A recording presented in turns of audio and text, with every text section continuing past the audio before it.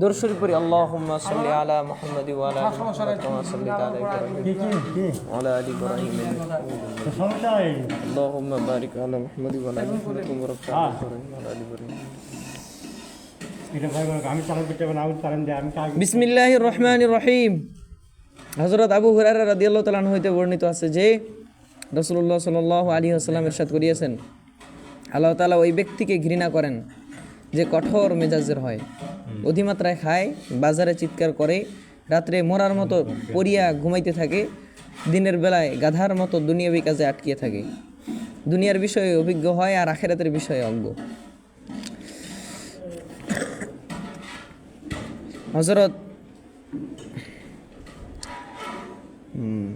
হযরত আবু তালহা রাদিয়াল্লাহু তাআলা আনহু বর্ণনা করেন যে রাসূলুল্লাহ সাল্লাল্লাহু আলাইহি ওয়াসাল্লাম ইরশাদ করিয়েছেন, যে ব্যক্তি লা ইলাহা ইল্লাল্লাহ বলে তাহার জন্য জান্নাত ওয়াজিব হইয়া যায়। সুবহানাল্লাহ। যে ব্যক্তি 100 বার সুবহানাল্লাহ সুবহানাল্লাহি ওয়া বিহামদিহি পাঠ করে তাহার জন্য 1,24,000 নেকি লেখা হয়। সুবহানাল্লাহ। সাহাবায়ে কেরাম রাদিয়াল্লাহু তাআলা আনহু আরজ করিলেন, ইয়া রাসূলুল্লাহ, এমত অবস্থায় তো কেহই কিয়ামতের দিন ধ্বংস হইতে পারে না, কারণ নেকির পরিমাণই বেশি হইবে। নবী করিম সাল্লাল্লাহু আলাইহি ওয়াসাল্লাম ইরশাদ করিলেন, কিছু লোক তারপরও ধ্বংস হইবে, কারণ তোমাদের মধ্য হইতে একজন এই পরিমাণ নেকি লইয়া আসিবে যে যদি পাহাড়ের উপর রাখিয়া দেওয়া হয় তবে উহা চাপা পড়িয়া যাইবে, কিন্তু আল্লাহ তাআলার নিয়ামত সমূহের মোকাবেলায় ওই সমস্ত নেকি নিঃশেষ হইয়া যাইবে। অতঃপর আল্লাহ তাআলা আপন রহমত দ্বারা তাহাকে চাহিবেন, সাহায্য করিবেন এবং ধ্বংস হইতে বাঁচাইয়া লইবেন। হযরত আবু তালহা রাদিয়াল্লাহু তাআলা আনহু বর্ণনা করেন যে রাসূলুল্লাহ সাল্লাল্লাহু আলাইহি ওয়াসাল্লাম ইরশাদ করিয়েছেন, যে ব্যক্তি লা ইলাহা ইল্লাল্লাহ বলে তাহার জন্য জান্নাত ওয়াজিব হইয়া যায়। যে ব্যক্তি 100 বার সুবহানাল্লাহি ওয়া বিহামদিহি পাঠ করে তাহার জন্য 1,24,000 নেকি লেখা হয়। সুবহানাল্লাহ। সাহাবা রাদিয়াল্লাহু তাআলা আনহু আরজ করিলেন, ইয়া রাসূলুল্লাহ, এমত অবস্থায় তো কেহই কিয়ামতের দিন ধ্বংস হইতে পারে না, কারণ নেকির পরিমাণই বেশি হইবে। নবী করিম সাল্লাল্লাহু আলাইহি ওয়াসাল্লাম ইরশাদ করিলেন, কিছু লোক তারপরও ধ্বংস হইবে, কারণ তোমাদের মধ্য হইতে একজন এই পরিমাণ নেকি লইয়া আসিবে যে যদি পাহাড়ের উপর রাখিয়া দেওয়া হয় তবে উহা চাপা পড়িয়া যাইবে, কিন্তু আল্লাহ তাআলার নিয়ামত সমূহের মোকাবেলায় ওই সমস্ত নেকি নিঃশেষ হইয়া যাইবে। অতঃপর আল্লাহ তাআলা আপন রহমত দ্বারা যাহাকে চাহিবেন সাহায্য করিবেন এবং ধ্বংস হইতে বাঁচাইয়া লইবেন। হে আল্লাহ। হযরত আবু হুরায়রা রাদিয়াল্লাহু তাআলা আনহু হইতে বর্ণিত আছে যে নবী করিম সাল্লাল্লাহু আলাইহি ওয়াসাল্লাম ইরশাদ করিয়েছেন, বান্দা যতক্ষণ গুনাহ ও আত্মীয়তা ছিন্ন করার দোয়া না করে ততক্ষণ দোয়া কবুল হইতে থাকে। সুবহানাল্লাহ। শর্ত হইল তাড়াহুড়া না করেন। জিজ্ঞাসা করা হইল, ইয়া রাসূলুল্লাহ, তাড়াহুড়ার কি অর্থ? ইরশাদ করিলেন, বান্দা বলে, আমি দোয়া করিয়েছি, পুনরায় দোয়া করিয়েছি, কিন্তু আমি তো কবুল হইতে দেখিতেছি না, অতঃপর বিরক্ত হইয়া দোয়া করা ছাড়িয়া দেয়। হযরত আবু হুরায়রা রাদিয়াল্লাহু তাআলা আনহু হইতে বর্ণিত আছে যে নবী করিম সাল্লাল্লাহু আলাইহি ওয়াসাল্লাম ইরশাদ করিয়েছেন, বান্দা যতক্ষণ গুনাহ ও আত্মীয়তা ছিন্ন করার দোয়া না করে ততক্ষণ দোয়া কবুল হইতে থাকে। শর্ত হইল তাড়াহুড়া না করেন। জিজ্ঞাসা করা হইল, ইয়া রাসূলুল্লাহ, তাড়াহুড়ার কি অর্থ? ইরশাদ করিলেন, বান্দা বলে, আমি দোয়া করিয়েছি, পুনরায় দোয়া করিয়েছি, কিন্তু আমি তো দোয়া হইতে দেখিতেছি না, অতঃপর বিরক্ত হইয়া দোয়া করা ছাড়িয়ে দেয়। মানে বান্দা যখনই দোয়া করে সেটাই কবুল হয়, খালি এই যে আত্মীয়তার মানে সম্পর্ক ছিন্ন করার এরকম যদি দোয়া করে এটা ছাড়া, মানে বাকি যে কোনো দোয়া করে সেটাই কবুল হয়। কিন্তু মানে তখনই দোয়াটা কবুল হয় না যখন বান্দা কয় যে আমি এত দোয়া করতেছি কিন্তু কবুল হয় না কেন, এরকম এটা কোয়া যাবে না, কারণ সব দোয়াই কবুল হয়। হ্যাঁ, খালি আত্মীয়তার ছিন্ন করার দোয়া না, মানে এটা ছাড়া। মানে আপনি কইতেছেন যে এই আত্মীয়র সাথে আমার সম্পর্ক একদম ছিন্ন, এরকম দোয়া করতেছেন, তো এরকম এটা আল্লাহ তাআলা কবুল করে না। যে আত্মীয়তা যদি কেউ ছিন্ন করে তাহলে তার দোয়াই কবুল হবে না।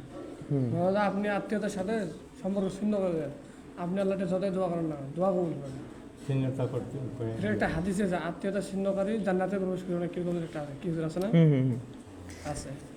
বান্দা যতক্ষণ গুনাহ ও আত্মীয়তা ছিন্ন করার দোয়া না করে, মানে আপনি একটা গুনাহ করতে চাইতেছেন যে আল্লাহ আমি এই গুনাহটা করবো, আমাকে করার সুযোগ দেন, এইটা তো আল্লাহ কবুল করে না, এটি বুঝেছি।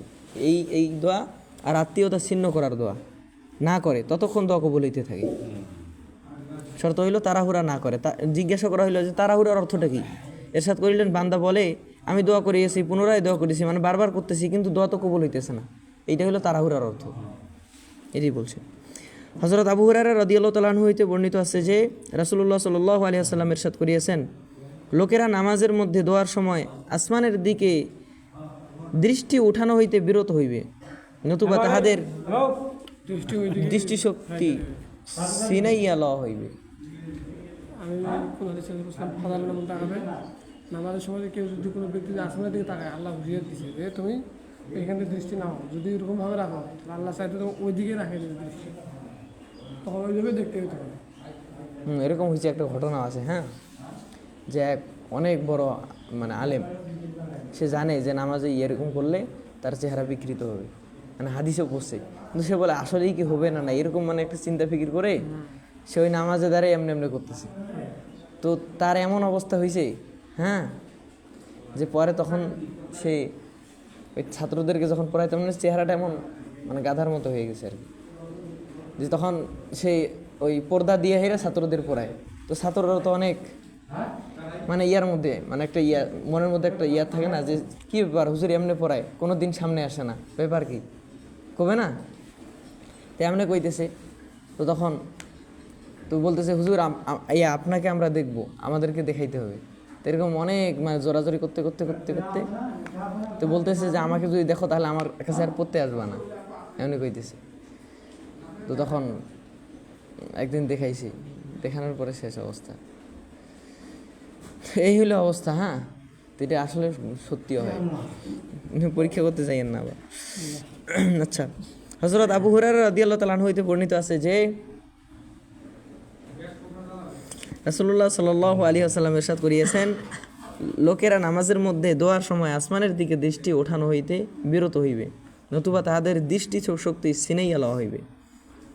দোয়া করলে আসমানের দিকে না না, নামাজের মধ্যে নামাজ পড়তেছেন না, এই যে চোখ দৃষ্টি উপরে এরকম এরকম করবেন না। কেউ কি করে রে, আমি নিয়ত করছি রে, এনে করে আবার দোয়া করিস, এনে করে দোয়া করো, দোয়ার সময় বিশেষ করে এই হাদিস যারা পড়ছে, হ্যাঁ, হাদিস পড়ার পর যদি আমল না করেন তাহলে কিন্তু অবস্থা টাইট হয়ে যাবে, দৃষ্টিশক্তি ওঠাইও নিবার পারে।